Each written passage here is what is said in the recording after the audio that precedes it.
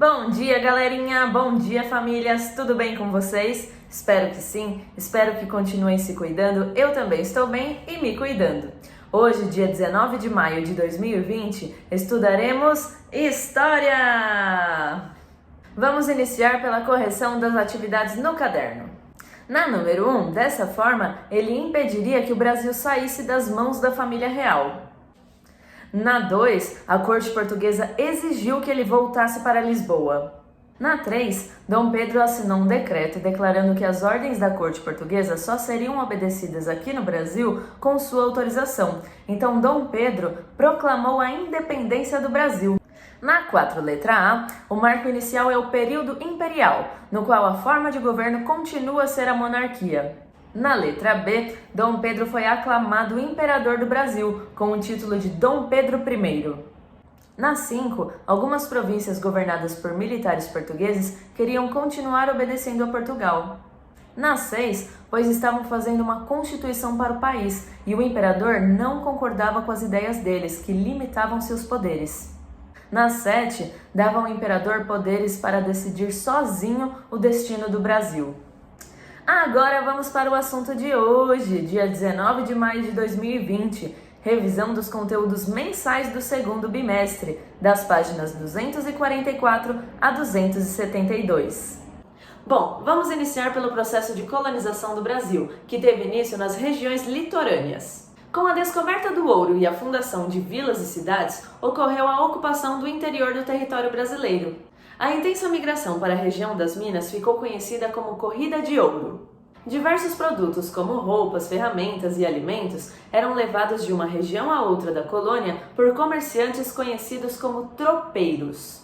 Os tropeiros abriam caminho que permitiam um maior contato entre as regiões.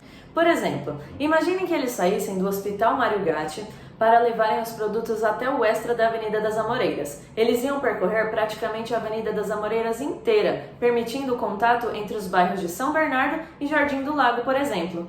Essas colônias eram chamadas de arraiais, que ao longo do tempo deram origem às vilas e às cidades, de tanto que cresceram.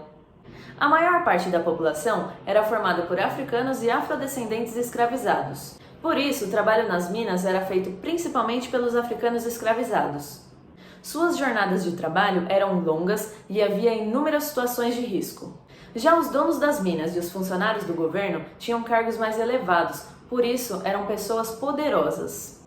Os escravos das minas tinham a oportunidade de ganhar a sua alforria, ou seja, sua liberdade. Por quê? Porque parte das pedras preciosas ou ouro encontrado era o seu pagamento. Mas alguns escravos começaram a contrabandear para se livrar logo da escravidão. E para evitar o contrabando, Portugal passou a controlar de forma mais rígida a extração do ouro, cobrando muitos impostos, gerando revoltas entre a população. Então se revoltaram contra a coroa portuguesa, lutando pela independência e pela proclamação da República, revolta conhecida como Inconfidência Mineira. E essa insatisfação não foi só em Minas Gerais, também aconteceu na Bahia, revolta conhecida como Conjuração Baiana. Eles lutavam pela libertação dos escravizados, salários mais justos e pela proclamação da República. Só que a revolta da Conjuração Baiana não deu certo, porque participavam grupos populares e pessoas da elite, enquanto que na Inconfidência Mineira participavam fazendeiros, militares, padres e comerciantes.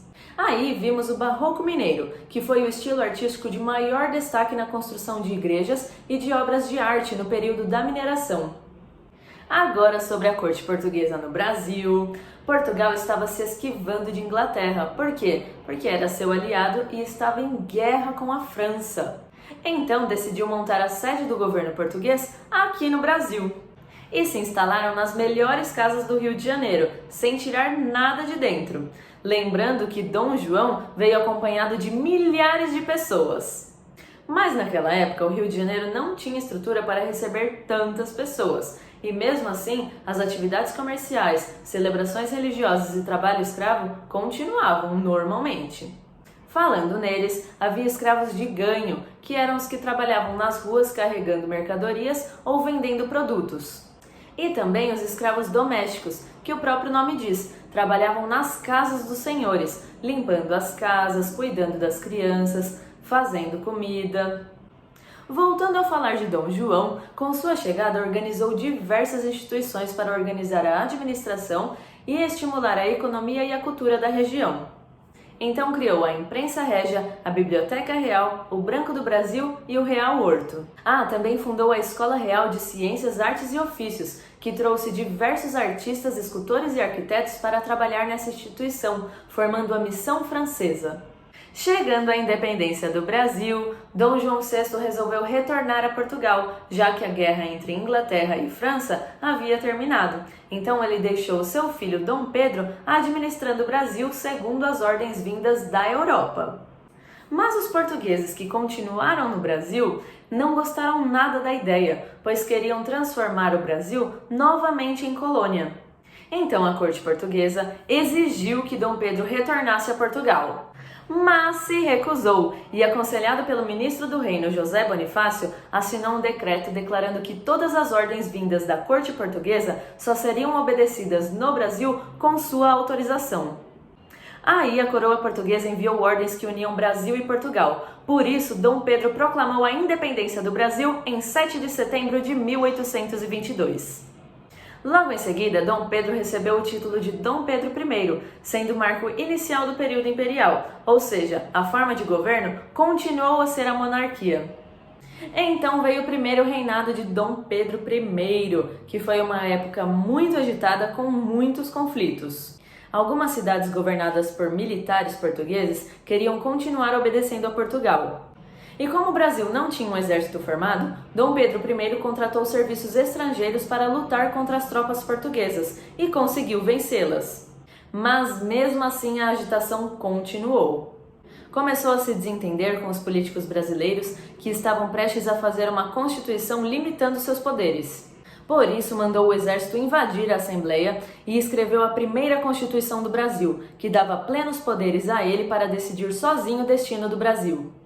Agora é com vocês. Se atentem à revisão de história, mantendo os livros e o caderno em ordem. Bons estudos e até amanhã. Tchau, tchau!